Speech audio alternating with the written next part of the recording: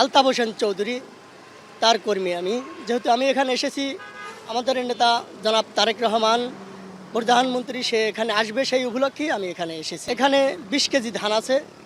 এই 20 কেজি ধান দিয়ে পোশাক তৈরি করে আমি বিএনপির যত বড় বড় প্রোগ্রাম হয় প্রত্যেকটা জেলায় জেলায় আমি এই প্রোগ্রামগুলি করি। যেহেতু বাংলাদেশ জাতীয়তাবাদী দলের কর্মী আমি একজন, এটা ধানের শীষ প্রতীক, সেই জন্য আমি এই পোশাকটা তৈরি করেছি।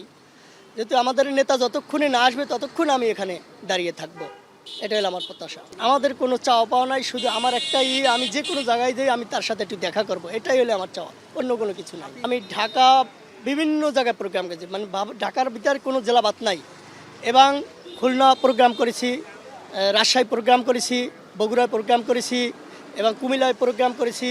আমাদের পটুয়াখালী আনাচে-কানাচে, বরিশালের আনাচে-কানাচে কোনো জায়গায় আমার বাকি নাই এই প্রোগ্রাম। ঢাকা 300 ফিটে হয়েছিল, কিন্তু সেখানে কথা বলার সুযোগ হয় নাই। আমার পাশ দিয়েই সে স্টেজে চলে গেছে, আমি ওখানে দাঁড়াচ্ছিলাম, একটানা 3 দিন ছিলাম আমি 300 ফিটে। এখন কি আশা করেন? এখন আশা করি যে ইনশাল্লাহ আমার সাথে তার সাথে সাক্ষাৎ হবে, এখানে হোক যেখানেই হোক। আমি তার সাথে সাক্ষাৎ না করা পর্যন্ত আমি ঘরে ফিরবো না। আমি যতদিন পর্যন্ত তার সাথে সাক্ষাৎ না হবে, আমার সাথে কথা না হবে, ততদিন পর্যন্ত আমি মাঠে থাকবো, তাতে যতদিন লাগে। তার সাথে দেখা হওয়ার পর আপনি কি বলবেন? না, কোনো আমার প্রত্যাশা নেই। আমার জীবনে আশা যে আমি এত জেল খেটেছি, মামলা খেয়েছি, নির্যাতন হয়েছি, এই 18টি বছর আন্দোলন সংগ্রামে থেকেছি।